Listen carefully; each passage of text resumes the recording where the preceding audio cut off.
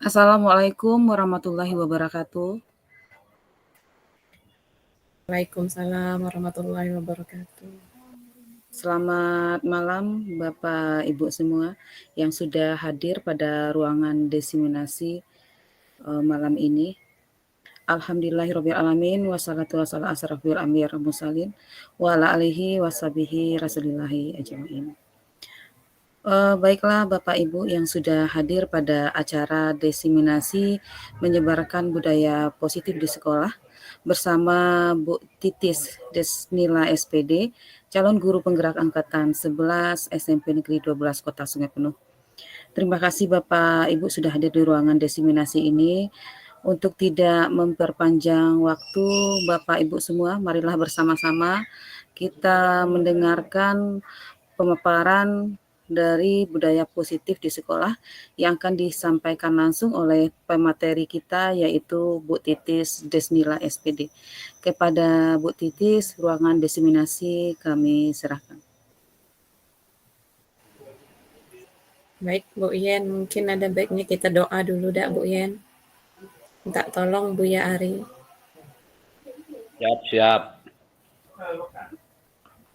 أعوذ بالله من الشيطان الرجيم بسم الله الرحمن الرحيم الحمد لله رب العالمين والصلاة والسلام على أشرف الأنبياء المرسلين وعلى آله وأصحابه أجمعين الحمد لله رب العالمين حمدا يوافي نعمه ويكافي مزيدا يا ربنا لك الحمد كما ينبغي للجلال وجهك الكريم وعظيم سلطانك اللهم صل على سيدنا محمد وعلى آل سيدنا محمد اللهم أغننا بالعلم وزينا بالعلم وأكرمنا بالتقوى وجملنا بالعافية اللهم أرنا الحق حقا وارزقنا اتباعه وأرنا الباطل باطلا وارزقنا اجتنابه ربنا آتنا في الدنيا حسنة وفي الآخرة حسنة وقنا عذاب النار سبحان الله سبحان ربك رب العزة عما يصفون والسلام على المرسلين والحمد لله رب العالمين. Amin. Terima kasih kepada Buya Ari yang sudah membacakan doa.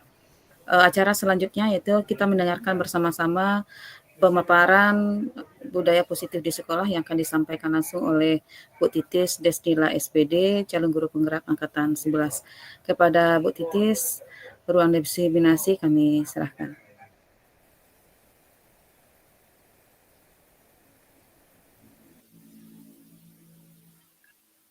Baik Bu Yen, terima kasih atas kesempatannya.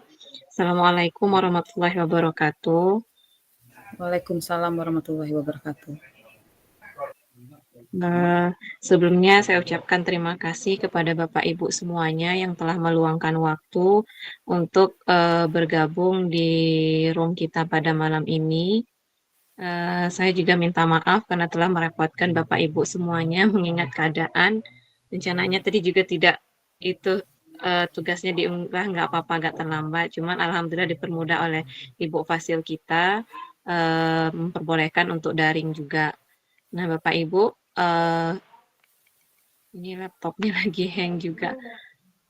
Sebelum saya mulai, ini Bu Yen kirim ke Bu Yen dulu ya Bu Yen, PPT-nya. Soalnya laptop Ya, saya Bu ini Titis. PPT-nya saya kirim ke Bu Yen aja ya Bu Yen. Boleh, biar saya yang screen. Nah, ini laptopnya hang. Sudah dikirim Bu Titis? Belum, sedang ini proses kayaknya.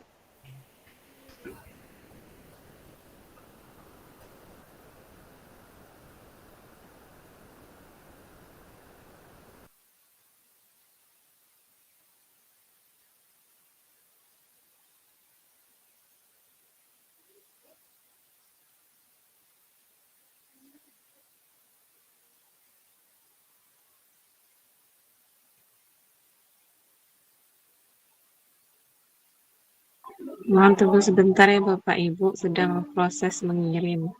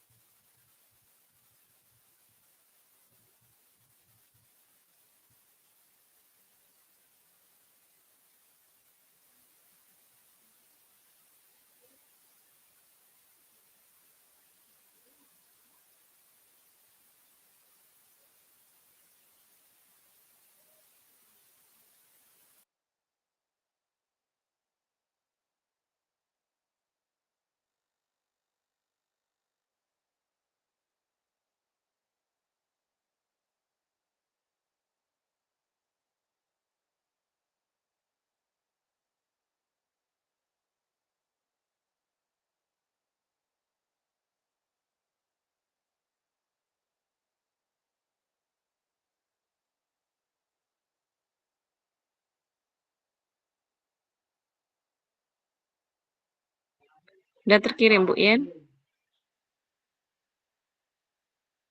Sebentar Bu Titis, kita cek.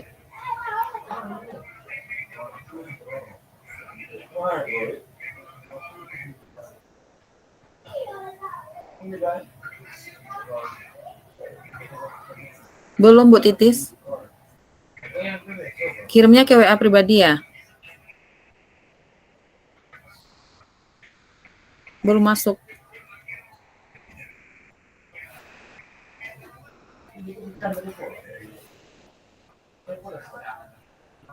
Kayaknya jaringan di tempat saya ini bermasalah.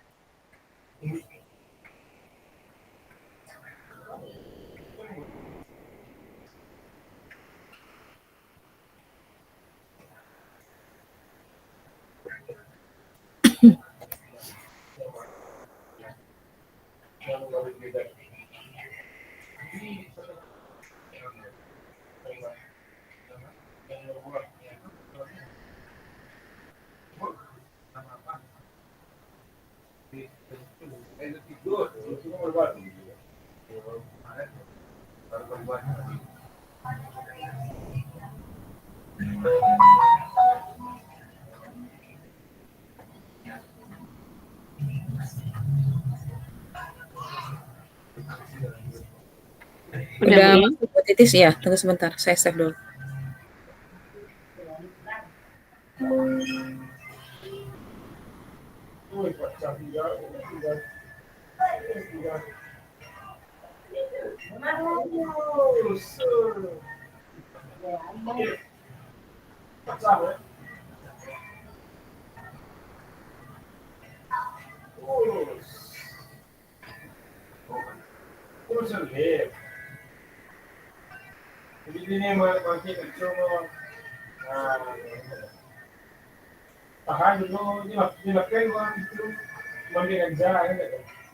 Oke Bu Titis.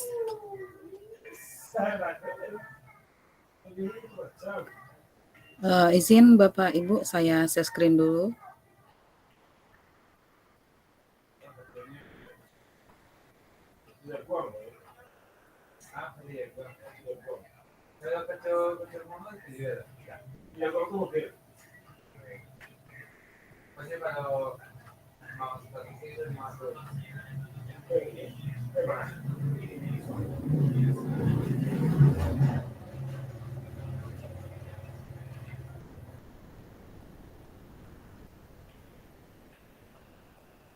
Udah kelihatan Bapak Ibu? Sudah Bu Titis? Sudah. Ya, silakan Bu Titis. Bentar Bu Yen, belum kelihatan ini. Ini memang jaringan saya nih yang bermasalah.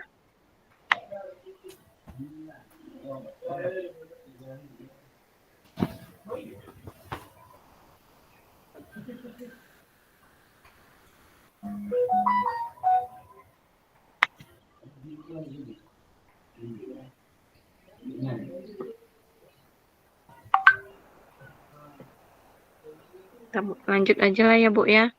Saya lihat dari laptop aja. Kelihatan Bu Titis enggak? Enggak, lihat dari laptop aja. Dibaca aja yang di situ. Biar nanti saya geser di sini aja. Iya. Baik Bapak Ibu, sekali lagi saya ucapkan terima kasih. Kita langsung mulai saja untuk aksi nyata saya di modul 1.4, diseminasi tentang budaya positif.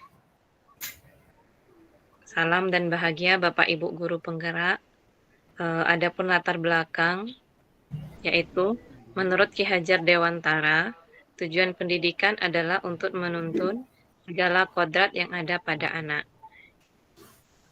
Kita sebagai pendidik diibaratkan sebagai seorang petani. Sebagai seorang petani yang baik, tentunya kita harus memahami cara menanam dan memelihara tanaman. Begitu juga halnya dengan mendidik murid. Kita sebagai guru hendaknya tahu bagaimana cara membimbing, menuntun anak sesuai dengan kodratnya. Kemudian budaya positif di sekolah. Budaya positif di sekolah sangatlah penting untuk diterapkan, karena sekolah merupakan salah satu bagian penting dalam pertumbuhan dan perkembangan karakter anak. Salah satu cara membentuk lingkungan kelas yang memiliki budaya positif, yaitu dengan membuat kesepakatan kelas ataupun keyakinan kelas. Selanjutnya, dasar pendidikan menurut Ki Hajar Dewantara, yaitu anak bukanlah kertas kosong yang bisa digambar sesuai dengan keinginan orang dewasa. Anak lahir dengan kekuatan kodrat yang masih samar-samar. Tujuan pendidikan adalah menuntun, memfasilitasi atau membantu anak untuk menebalkan garis samar-samar agar dapat memperbaiki dirinya untuk menjadi manusia seutuhnya. Untuk selanjutnya, pendidikan yang berpihak pada murid. Menurut KHD, pendidikan hendaknya itu berpihak kepada murid, yaitu bebas dari segala ikatan dengan suci hati mendekati sang murid, bukan untuk meminta suatu hak, melainkan untuk berhamba pada sang murid. Refleksi filosofi pendidikan KHD, di mana ada beberapa pesan kunci yang bisa kita tarik di sini, yaitu yang pertama, menuntun bukanlah berarti menuntut. Kemudian yang kedua, merdeka dengan menghormati kemerdekaan orang lain. Selanjutnya, berhamba bukanlah berarti kita menyembah, tetapi berpihak. Yang keempat, budi pekerti bukan tentang perilaku yang salah dan benar. Kelima, bermain belajar adalah mengalami pembelajaran bermakna dan menyenangkan. Selanjutnya, relevan, yaitu bergerak sesuai kodrat alam dan kodrat zaman. Selanjutnya, keselamatan dan kebahagiaan anak. Kemudian pendidikan itu semata-mata ditujukan untuk anak-anak dan anak. Lalu apa itu budaya positif di sekolah? Nah, budaya positif ini merupakan nilai-nilai, keyakinan-keyakinan dan kebiasaan-kebiasaan di sekolah yang berpihak pada murid agar murid dapat berkembang menjadi pribadi yang kritis, penuh hormat dan bertanggung jawab. Selanjutnya, konsep utama dari budaya positif adalah adanya perubahan paradigma baru, disiplin positif, kebutuhan dasar manusia, motivasi perilaku manusia, keyakinan kelas, restitusi dan posisi kontrol guru, kemudian segitiga restitusi. Ini ada beberapa materi yang akan kita bahas. Baik, yang pertama kita akan bahas mengenai pembelajaran dengan paradigma baru. Pembelajaran dengan paradigma baru memastikan praktik pembelajaran untuk berpusat pada peserta didik atau berdiferensiasi. Pembelajaran paradigma baru mencakup pemetaan, standar kompetensi, merdeka belajar, dan asesmen kompetensi minimal, sehingga menjamin ruang yang lebih leluasa bagi pendidik untuk merumuskan rancangan pembelajaran dan asesmen sesuai dengan karakteristik dan kebutuhan peserta didik. Kemudian, ada beberapa perubahan paradigma, yaitu stimulus respon berupa teori kontrol atau teori pilihan. Siapa sesungguhnya yang memiliki teori kontrol? Kita lihat pada tabel, yang pertama ada stimulus respon, kemudian ada kedua teori kontrol atau pilihan. Kita mencoba mengubah agar berpandangan sama dengan kita kalau untuk stimulus respon. Kemudian untuk teori kontrol, kita berusaha untuk memahami pandangan orang lain tentang dunia. Yang kedua, untuk stimulus respon, perilaku buruk dilihat sebagai suatu kesalahan, sedangkan dari teori kontrol, semua perilaku memiliki tujuan.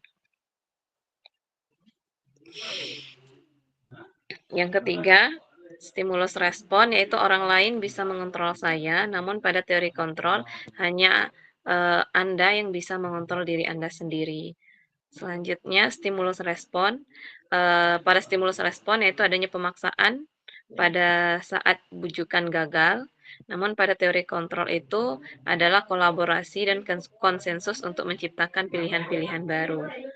Nah, yang terakhir, pada stimulus respon itu terdapat model berpikir menang atau kalah, sedangkan pada teori kontrol itu sendiri ada model berpikir menang dan menang.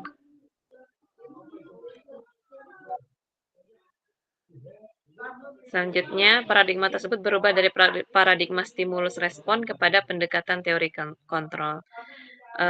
Di sini menurut Stephen mengatakan bahwa bila kita ingin membuat kemajuan, bila kita ingin membuat kemajuan perlahan, sedikit-sedikit, ubahlah sikap atau perilaku Anda. Namun bila kita ingin memperbaiki cara-cara utama kita, maka kita perlu mengubah kerangka acuan kita.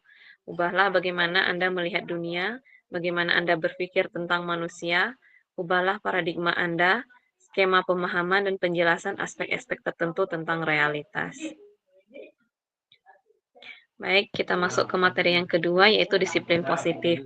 Disiplin positif adalah pendekatan dengan menumbuhkan kesadaran yang didorong dalam diri anak tanpa hukuman dan hadiah. Namun, mengajarkan anak untuk bertanggung jawab dan mengembangkan kesadaran diri anak, atau sehingga anak memiliki motivasi intrinsik, bukan motivasi ekstrinsik. Adapun nilai-nilai kebajikan universal, tujuan pendidikan adalah menciptakan murid-murid yang memiliki disiplin sehingga berperilaku positif dengan mengacu pada nilai-nilai kebajikan universal. Nah, untuk nilai-nilai kebajikan universal ini banyak hal yang seperti kita lihat di gambar, itu ada profil pelajar Pancasila, kreatif, mandiri, bergotong royong, berkebinekaan global, bernalar kritis, beriman, bertakwa kepada Tuhan Yang Maha Esa. Kemudian dari kreatif itu nanti ada gagasan orisinal, karya orisinal, keluasan berpikir. Bernalar kritis juga memperoleh dan proses informasi, analisis dan evaluasi penalaran, refleksi dan evaluasi. Berkebinekaan global itu ada nilainya mengenal dan menghargai budaya, komunikasi dan interaksi antar budaya, refleksi dan tanggung jawab, berkeadilan sosial. Selanjutnya beriman dan bertakwa, itu ada akhlak beragama, akhlak pribadi, akhlak kepada manusia, akhlak kepada alam, akhlak bernegara. Kemudian yang mandiri juga ada kesadaran akan diri dan situasi, kemudian regulasi diri. Dan yang terakhir ada bergotong royong, yaitu kolaborasi, kepedulian, dan berbagi. Yang ketiga, motivasi perilaku manusia. Motivasi bisa kita maknai sebagai alasan yang kuat untuk melakukan suatu tindakan. Nah, motivasi ini bisa kita dapatkan di mana saja, baik dari orang terdekat, para motivator, dan lain sebagainya. Namun yang dapat membuat diri kita ini memutuskan untuk melakukan suatu tindakan tentunya hanya diri kita sendiri, bukanlah orang lain. Nah, yang eksternal ini adalah menghindari rasa tidak nyaman atau hukuman. Kemudian motivasi eksternal lagi untuk mendapatkan imbalan atau penghargaan dari orang lain. Selanjutnya internal untuk menjadi orang yang mereka inginkan dan menghargai diri sendiri dengan nilai-nilai yang mereka percaya. Selanjutnya, tujuan dari disiplin positif adalah menanamkan motivasi yang ketiga pada murid-murid kita, yaitu untuk menjadi orang yang mereka inginkan dan menghargai diri sendiri dengan nilai-nilai yang mereka percaya. Ketika murid-murid kita memiliki motivasi tersebut, mereka telah memiliki motivasi intrinsik yang berdampak jangka panjang. Kemudian motivasi yang tidak akan terpengaruh pada adanya hukuman ataupun hadiah. Itulah yang dinamakan dengan motivasi intrinsik. Mereka akan tetap berperilaku baik dan berlandaskan nilai-nilai kebajikan karena mereka ingin menjadi orang yang menjunjung tinggi nilai-nilai yang mereka hargai. Selanjutnya, dihukum atau penghargaan. Bahwa penghargaan berlaku sama dengan hukuman, dalam arti meminta atau membujuk seseorang melakukan sesuatu untuk memenuhi suatu tujuan tertentu dari orang yang meminta atau membujuk. Dorongannya eksternal dan akan ada faktor ketergantungan. Beberapa dampak dari pemberian penghargaan yaitu adanya pengaruh jangka pendek dan jangka panjang, kemudian penghargaan menghukum, penghargaan mengurangi ketepatan, penghargaan tidak efektif, dan penghargaan merusak hubungan.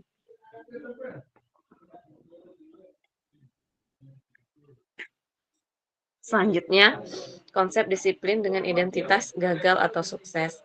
Yang pertama, hukuman. Hukuman bersifat tidak terencana atau tiba-tiba.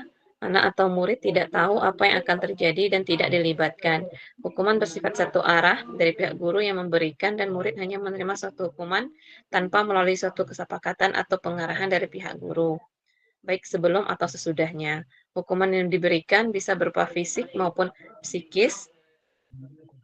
Murid atau anak disakiti oleh suatu perbuatan atau kata-kata. Selanjutnya konsekuensi. Konsekuensi itu sendiri sudah terencana atau sudah disepakati, sudah dibahas dan disetujui oleh murid dan guru. Umumnya bentuk-bentuk konsekuensi dibuat oleh pihak guru atau sekolah, dan murid sudah mengetahui sebelumnya konsekuensi yang akan diterima bila ada pelanggaran. Pada konsekuensi, murid tetap dibuat tidak nyaman untuk jangka waktu yang pendek. Terakhir adalah restitusi. Restitusi merupakan proses kolaboratif yang mengajarkan murid untuk mencari solusi untuk masalah mereka dan membantu murid berpikir tentang orang seperti apa yang mereka inginkan dan bagaimana mereka harus memperlakukan orang lain. Selanjutnya, ini ada tabel perbedaan antara hukuman, konsekuensi, dan restitusi.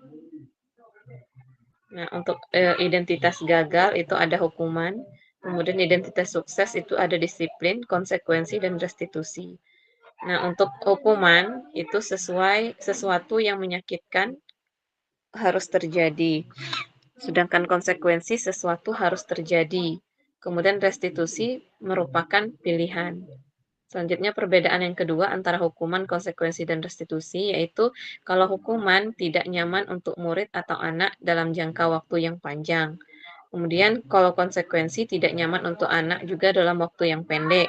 Sedangkan restitusi itu adalah menguatkan untuk murid atau anak dalam jangka waktu yang panjang. Kemudian yang perbedaan yang ketiga yaitu hukuman.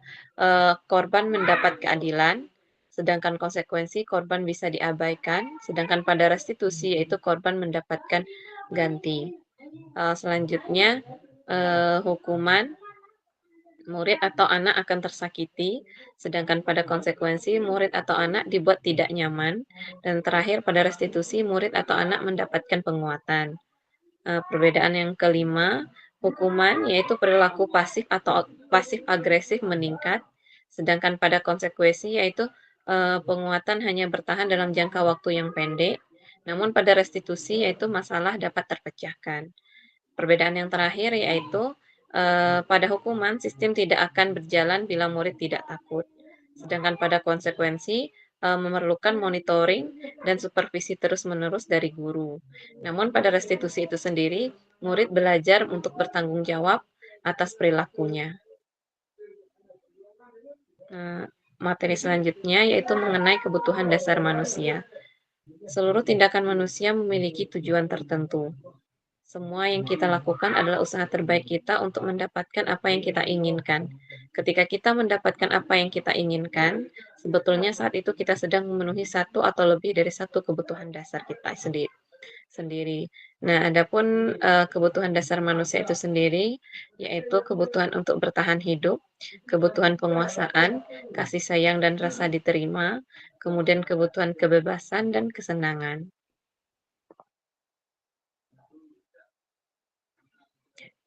Untuk keyakinan kelas, materi selanjutnya itu keyakinan kelas.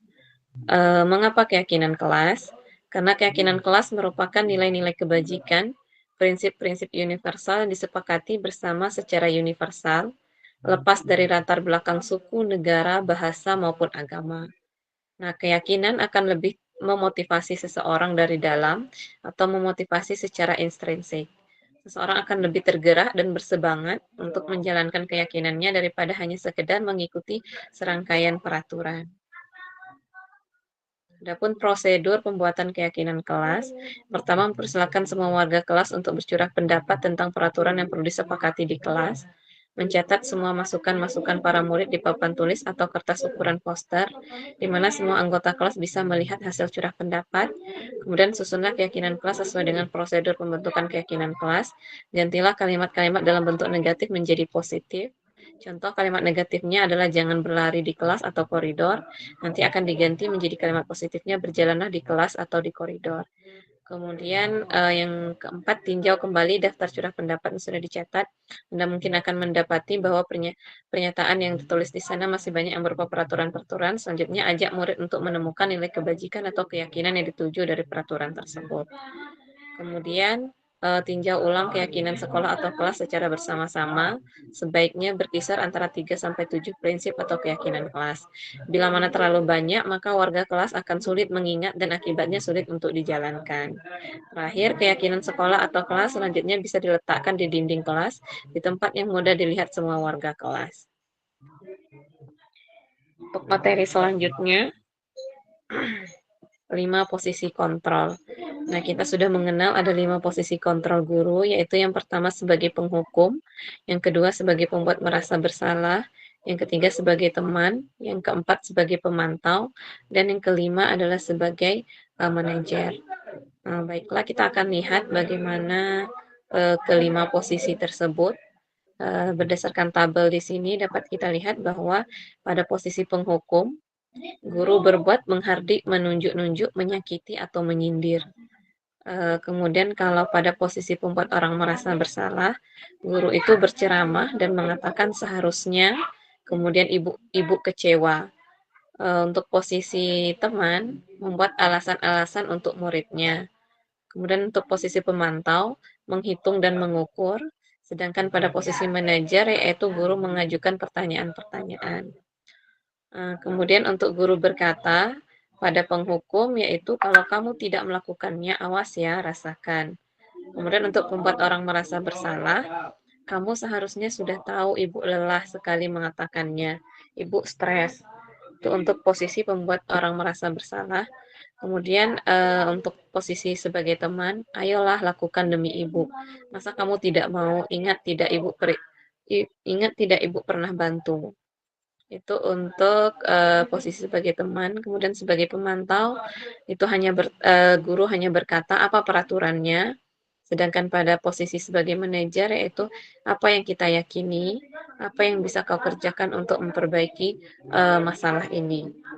Selanjutnya untuk hasil, kalau posisi kita sebagai penghukum, hasilnya nanti murid akan memberontak, menyalahkan orang lain dan cenderung untuk berbohong.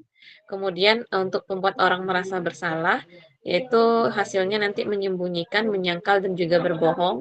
Kemudian sebagai teman itu nanti hasilnya adalah ketergantungan. Sebagai pemantau menyesuaikan diri bila diawasi. Kemudian sebagai manajer akan menguatkan pribadi murid. Untuk poin keempat yaitu kaitan dengan dunia berkualitas. Kalau posisi sebagai penghukum, murid meletakkan guru di luar dunia berkualitas. Sedangkan posisi pembuat orang merasa bersalah, murid meletakkan guru di dalam dunia yang berkualitas. Kemudian untuk posisi sebagai teman, murid meletakkan guru sebagai orang yang sangat penting di dunia berkualitas. Untuk posisi sebagai pemantau, murid meletakkan guru peraturan dan hukum di dunia yang berkualitas. Sedangkan pada posisi sebagai manajer, murid meletakkan dirinya sebagai individu yang positif dalam dunia yang berkualitas. Kemudian untuk pada posisi penghukum, murid akan berkata, biarkan saja, nanti juga marah-marah lagi. Kemudian pembuat orang merasa bersalah, nanti murid akan berkata, maafkan saya. Kemudian untuk posisi sebagai teman, saya pikir Bapak atau Ibu teman saya, ternyata begitu. Kemudian pada posisi pemantau, berapa banyak bintang yang saya harus peroleh, berapa halaman yang harus saya tulis. Kemudian untuk posisi manajer, bagaimana caranya saya bisa memperbaiki keadaan.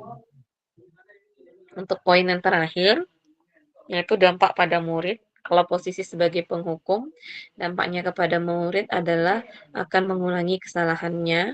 Kemudian dampak pada murid untuk membuat orang merasa bersalah, murid merasa rendah diri. Selanjutnya posisi sebagai teman, murid akan lemah, tidak mandiri dan ketergantungan. Posisi sebagai pemantau, murid menitik beratkan pada sanksi atau hadiah untuk dirinya. Dan terakhir posisi sebagai manajer, mengevaluasi diri, bagaimana cara memperbaiki diri. Materi selanjutnya, yaitu tentang segitiga restitusi.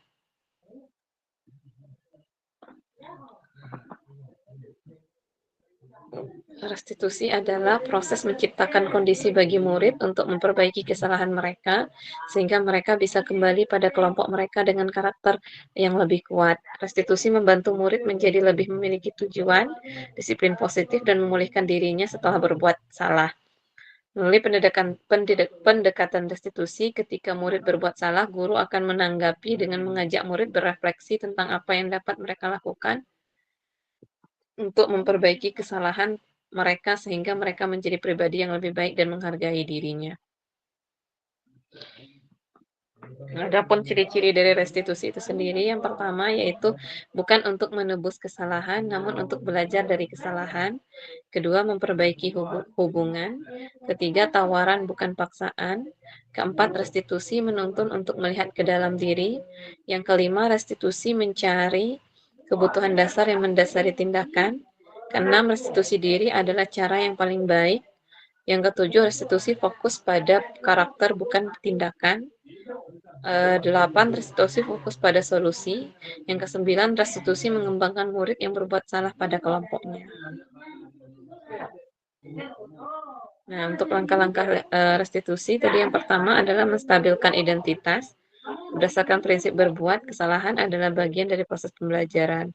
Mengubah identitas anak dari orang yang gagal karena melakukan kesalahan menjadi orang yang sukses. Kemudian, yang kedua, validasi tindakan yang salah. Setiap tindakan kita dilakukan dengan suatu tujuan, yaitu memenuhi kebutuhan dasar. Dengan teori kontrol, pasti akan mengubah pandangannya dari teori stimulus respon ke cara berpikir proaktif yang mengenali tujuan dari setiap tindakannya. Yang terakhir yaitu menanyakan keyakinan. Murid diberi pertanyaan bermakna untuk memunculkan motivasi secara intrinsik, kemudian mampu menghubungkan keyakinan anak dengan keyakinan kelas atau keluarga. Mungkin demikian pemaparan dari saya. Saya ucapkan terima kasih. Kembalikan kepada moderator. Iya, terima kasih atas pemaparannya oleh Bu Titis mengenai pemaparan tentang budaya positif yang harus kita terapkan di sekolah. Silakan Bapak Ibu yang hadir di dalam ruangan diseminasi ini yang ingin memberikan umpan balik untuk Bu Titis, waktu dan tempat kami persilakan.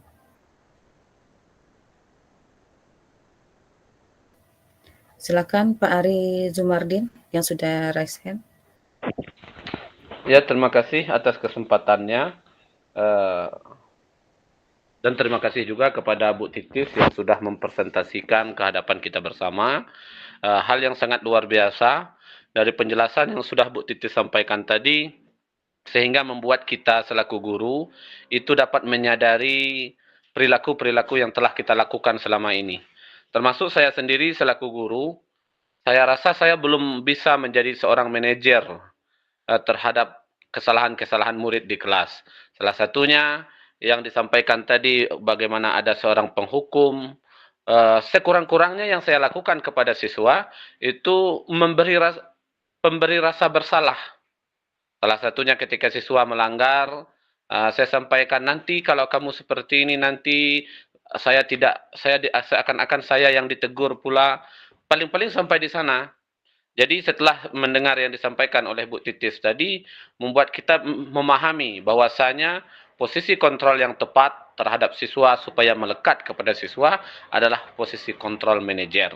Jadi ucapan terima kasih dengan penjelasan tersebut sehingga dapat merubah pola pikir kita, termasuk saya sendiri, dalam memberikan pendidikan dan teguran kepada siswa di kelas. Mungkin itu tanggapan dari saya, Ibu. Terima kasih, kembali kepada moderator. Iya, terima kasih Pak Ari untuk umpan balik dan tanggapan positifnya tentang pemaparan budaya positif yang sudah dipaparkan secara rinci oleh Bu Titis. Masih ada Bapak Ibu yang ingin memberikan umpan balik, kami berikan waktu dan tempat, kami persilakan.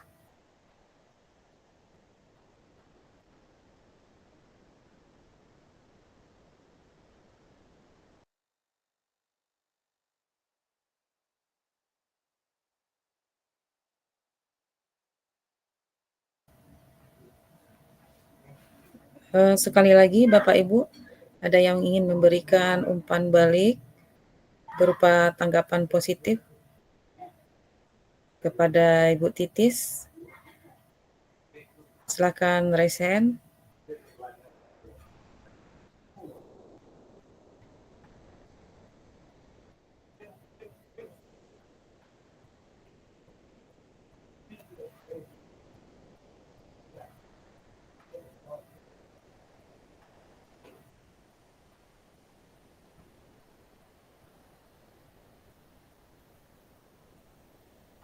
Bagaimana Bapak Ibu, apakah kita semua sudah memahami tentang pemaparan yang diberikan oleh Bu Titis?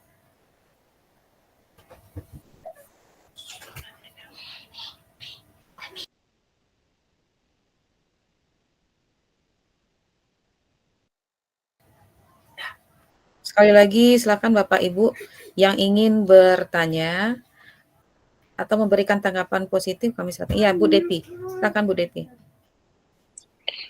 Ya, terima kasih untuk waktunya Bu Yeni.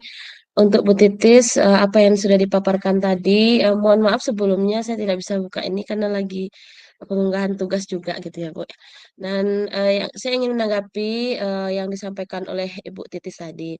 Nah, mungkin lebih ke sharing aja ya Bu ya, karena dari beberapa yang sudah dipaparkan Bu Titis, kita semua mungkin sudah mempraktekkan atau mengimplementasikannya gitu. Nah, mungkin lebih sharing di sini kalau saya pribadi setelah menerapkan mungkin restitusi, kayak keyakinan kelas dan menerapkan budaya positif itu memang terasa imbasnya gitu. Nah, mungkin sebagai penyaji gitu ya, mungkin Bu Titis juga bisa dapat memberikan pengalamannya. Kalau memang sudah diimplementasikan di kelasnya gitu kan. Bisa jadi nanti ketika berhasil di di kelas kita, jadi skalanya lebih besar dalam penerapan budaya positif di sekolah gitu. Jadi mungkin selain tanggapan positif yang sudah Bu Titi sampaikan tadi, saya ingin kita sharing aja gitu Bu, bagaimana sih perasaan Ibu setelah mungkin menerapkan budaya positif itu sendiri dan langkah-langkahnya termasuk restitusi dalam penyelesaian masalah di sekolah kita gitu. Terima kasih Bu Yeni. Terima kasih Bu Depi atas tanggapan positifnya untuk Bu Titis sebagai pemateri kita dan sekaligus memberikan masukan untuk Bu Titis. Bagaimana Bu Titis? Iya Bu ya. Iya, tentang saran yang diberikan oleh Bu Depi bahwa ada dalam pemaparan Bu Titis boleh menyisipkan tentang pengalaman Bu Titis yang sudah menerapkan budaya positif di sekolah, seperti itu. Ya baik Bu Ian, terima kasih atas kesempatannya. Terima kasih juga saya ucapkan kepada Pak Ari dan Bu Depi yang sudah memberikan tanggapan positif dan masukan untuk saya. Sebenarnya memang seharusnya di dalam pemaparan itu tadi juga dijelaskan bagaimana sih refleksi dari saya sendiri yang telah melakukan mempraktekkan segitiga restitusi itu sendiri di sekolah. Mungkin melalui forum ini juga saya sedikit bercerita mengenai penerapan segitiga restitusi di sekolah, kemudian memposisikan diri saya sebagai apa di sekolah. Nah, pada saat saya mempraktekkan itu sendiri, memang saya rasa sangat sulit untuk dilakukan karena bukan hanya dari guru juga, tapi dari murid juga sepertinya juga kurang mendukung. Karena apa ya, pada saat saya mempraktekkan segitiga restitusi dan berusaha memposisikan diri saya sebagai manajer, ternyata murid tersebut malah merasa bingung gitu, Bu. Pada saat saya tanya, "Kamu tahu enggak, padahal keyakinan kelas itu sudah dibuat sebelumnya." Nah, kemudian juga mereka sudah tahu, bagaimana seharusnya di sekolah, peraturan-peraturan di sekolah itu memang pernah saya coba terapkan ketika ada siswa saya yang bermasalah. Kebetulan pada saat setelah kita rukol pada modul 1.4 ya, itu langsung saya terapkan menemui masalah di sekolah. Namun siswa tersebut sepertinya memang ya agak sulit gitu. Terutama mungkin kendalanya juga karena pada saat kejadian itu saya memposisikan diri saya sebagai manajer, sedangkan siswa yang bermasalah itu mungkin dalam istilahnya dalam pengaruh negatif ya, pengaruh lem gitu, Bu. Jadi agak sulit saya berkomunikasi gitu. Mungkin itu sedikit cerita dari saya mengenai bagaimana praktik segitiga restitusi yang sudah saya lakukan. Ya, terima kasih Bu Titis sudah berbagi pengalamannya tentang sudah mempraktekkan dan menerapkan tentang segitiga restitusi ini kepada muridnya atau siswanya yang berada di sekolah. Sesuai dengan permintaan Bu Depi tadi, mungkin ada nanti ditambahkan untuk pengalamannya di dalam pemaparannya. Berikutnya masih ada Bapak Ibu yang ingin memberikan umpan balik terhadap pemaparan yang diberikan oleh Bu Titis. Waktu dan tempat kami silakan resen Bapak Ibu, kita masih memiliki waktu.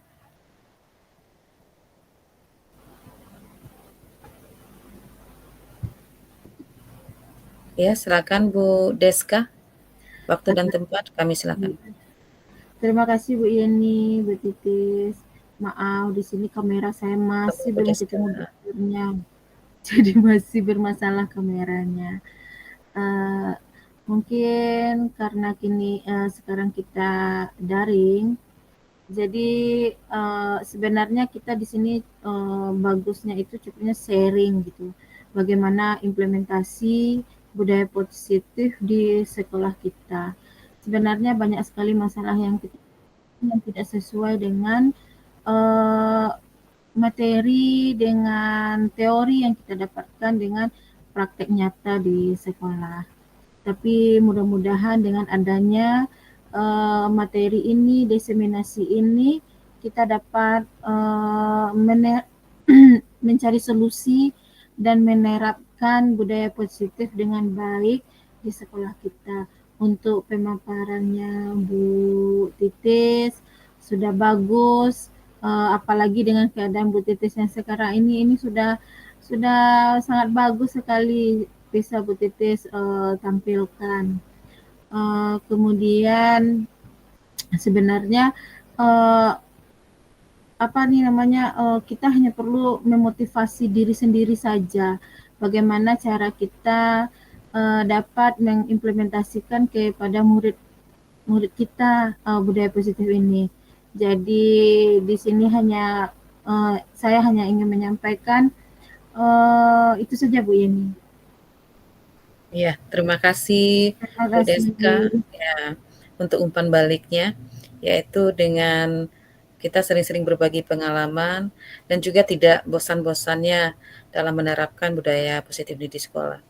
Mungkin kita hanya butuh kesabaran saja, karena segala sesuatu memang tidak mudah. Bapak Ibu masih ada yang ingin memberikan umpan balik atau ingin berbagi pengalaman tentang penerapan budaya positif di sekolah? Silakan Bapak Ibu. Untuk raise hand.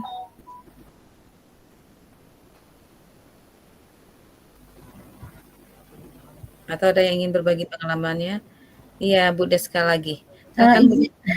Bukan, saya hanya ingin bagaimana kalau Bu Yeni bercerita pengalamannya penerapan budaya positifnya di sekolahnya. Oh iya, boleh Bu Des. Ya, terima kasih Bu Des. Ya, sama-sama. Ya, saya juga ingin berbagi sedikit tentang penerapan budaya positif di sekolah.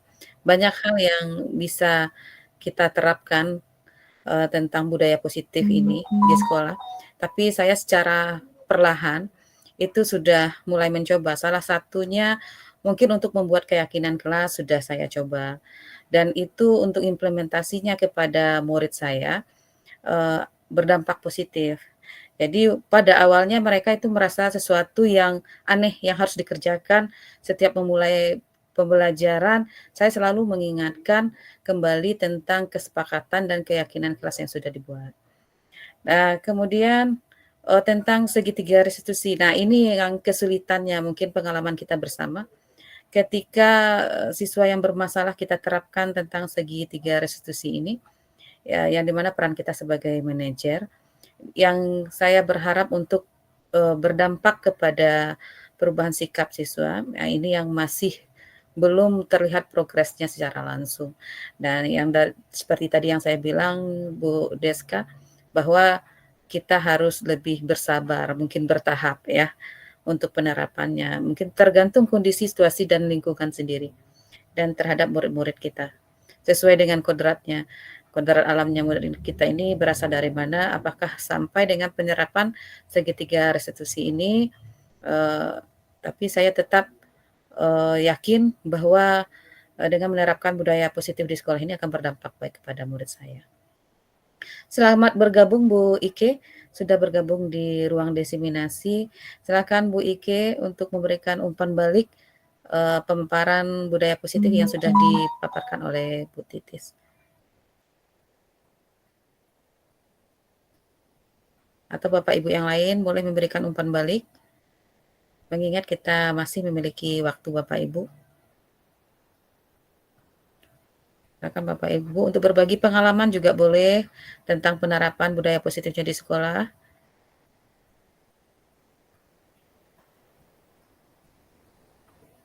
Silakan Bapak Ibu untuk raise hand dulu.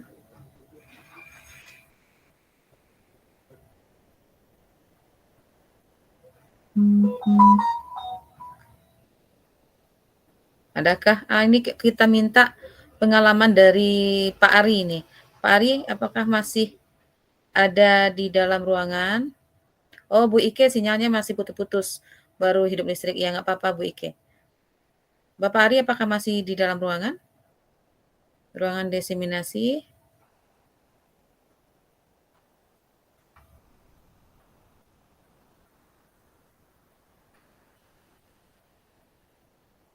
Atau Ibu Sri ingin berbagi pengalaman? Akan Bu Sri, Bu Sil.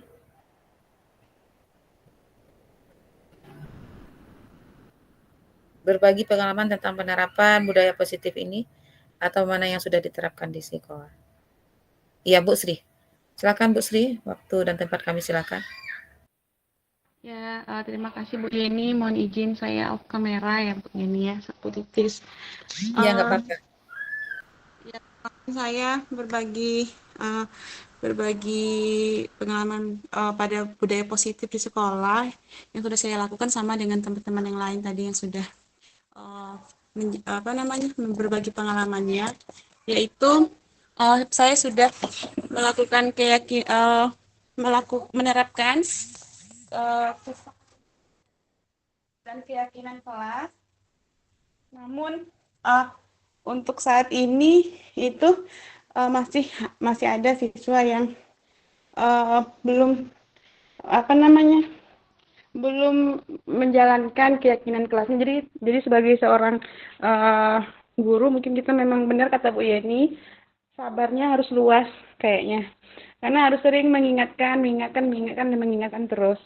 Kemudian hal yang saya mungkin teman-teman yang lain juga yang sudah melaksanakan atau menerapkan segitiga restitusi itu, apakah ada batas-batasnya dalam kita menerapkan segitiga restitusi? Misalkan pada sudah kita terapkan pertama pada siswa si A misalkan, namun untuk selanjutnya dia masih berbuat hal yang sama.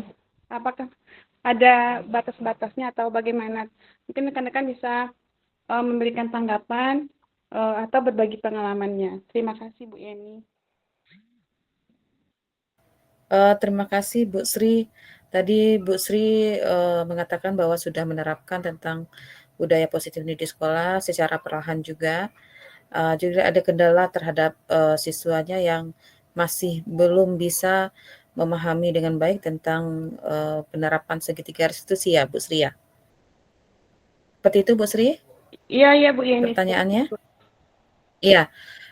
Mungkin ada Bapak Ibu yang memiliki pengalaman yang sama dengan Bu Sri, boleh berbagi pengalamannya bagaimana menangani siswa yang belum bisa mengikuti tentang penerapan segitiga restitusi ini dengan baik.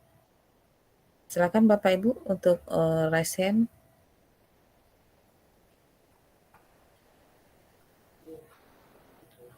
Atau ibu-ibu yang di dalam sini, dalam ruangan desiminasi, untuk berbagi pengalamannya. Boleh Ibu Des, Bu Elvira,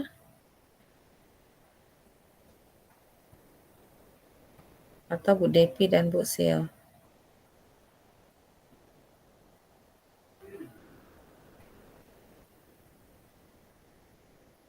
Silakan.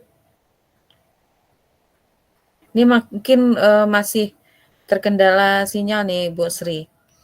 Ya, rekan-rekan kita banyak yang keluar masuk dari ruangan, mungkin kendala jaringan sinyal karena ada sebagian daerah yang mati lampu. Ya, mungkin Bu Yeni Bu Sri mungkin untuk ya. Ya Bu Sri. Atau Bu Yeni ada pengalamannya untuk menjalankan segitiga restitusi? Oh iya. Ya. Iya. Begini Bu Sri, saya juga memiliki pengalaman. Tadi seperti sudah saya ceritakan juga, saya sudah menerapkan. Ini kebetulan ini saya menjadi wali kelas kelas 9 yang hampir mayoritas siswa saya itu memang bersikap unik semua. Jadi kebanyakan mereka mondar-mandir masuk ruangan BK. Jadi di sini mulailah saya terapkan yang namanya segitiga restitusi tadi, dengan memanggil mereka secara pribadi di ruangan saya, menanyakan pertanyaan-pertanyaan yang seperti sudah diajarkan dalam segitiga restitusi, di mana siswa menyadari akan kesalahannya sendiri dan kita sebagai guru hanya mengarahkan. Dan hasilnya yang saya peroleh di sana, mungkin untuk perubahan sikap siswa secara signifikan itu tidak kelihatan. Tetapi di sana mereka paling tidak itu sudah sadar bahwa yang mereka perbuat itu adalah suatu kesalahan. Itu yang paling penting. Karena kita menanyakan apakah yang mereka lakukan sudah merasa benar, apakah yang mereka lakukan ini menurut mereka itu tidak melanggar peraturan. Jadi berdasarkan dengan jawaban yang mereka berikan, bahwa mereka betul-betul menyadari bahwa yang mereka lakukan itu salah, tapi mereka membiarkan membiarkan terus-menerus perilaku yang sama seperti itu. Tapi untuk perubahan sikap itu yang namanya butuh proses. Yang namanya anak-anak, yang namanya murid, hari ini berubah, besoknya berulang kembali. Jadi saya bilang tadi Bu Sri, kita sebagai guru, memang kita sebagai penuntun yang mengarahkan murid kita dan menuntun dan tidak bosan-bosannya mengulang-ulang kembali seperti itu. Nah, saran saya seperti itu Bu Sri. Mungkin ada ibu-ibu yang lain ingin memberikan sarannya, atau Bu Titis ingin berbagi pengalaman sudah menerapkan pada siswanya di sekolah, Bu Titis?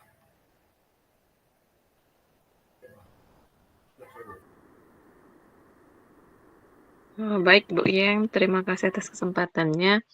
Mungkin untuk ya berbagi pengalaman mengenai penerapan budaya positif, terutama praktek segitiga restitusi, belum banyak kejadian yang saya terapkan. Baru pertama kali kemarin itu yang tadi saya ceritakan, kebetulan lagi anaknya sedang bermasalah juga, sedang dalam pengaruh gitu kan. Jadi belum sempat, karena waktu setelah kita mempelajari modul ini, saya juga sudah mulai cuti di sekolah. Jadi mungkin semua pengalaman yang tadi aja yang bisa saya ceritakan. Gini tuh Bu Ian. Terima kasih Bu Titis, Bu Sri sudah sangat memberikan umpan balik yang sangat baik terhadap pemaparan yang diberikan oleh calon guru penggerak kita angkatan 11, yaitu Bu Titis Desnila SPD. Bapak Ibu semua, sampailah kita ke penghujung acara kita, yaitu acara diseminasi kita pada hari ini. Dapat kita tarik benang merah Bapak Ibu, bahwa kesimpulannya penerapan budaya positif ini di sekolah memang wajib kita terapkan, karena kita sebagai guru adalah bertugas sebagai penuntun, dan hal ini adalah hal yang harus kita lakukan. Mau tidak mau, senang tidak senang, suka tidak suka, berdampak atau tidak berdampak, hal ini tidak bosan-bosannya kita terapkan demi perubahan kepada murid kita sendiri. Karena sesuai dengan filosofi Ki Hajar Dewantara, pembelajaran itu berpusat kepada murid atau kebutuhan murid kita sendiri. Bapak Ibu, untuk penutup acara kita malam ini, izinkan saya memberikan pantun penutup. Ini karena ada Bude di dalam. Saya berikan pantun penutup. 2, 3 anak nelayan pergi ke laut mencari ikan.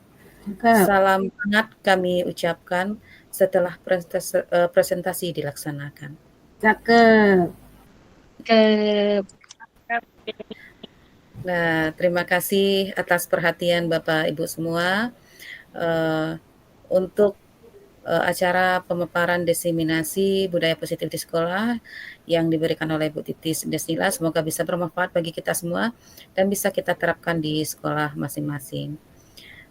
Dan kita untuk rekam layar dulu Bapak Ibu, kalau boleh bisa dibuka, kita foto bersama dulu untuk dokumentasi nanti Bu Titis. Iya, yang tidak memungkinkan untuk membuka nggak apa-apa. Kita screenshot dulu ya.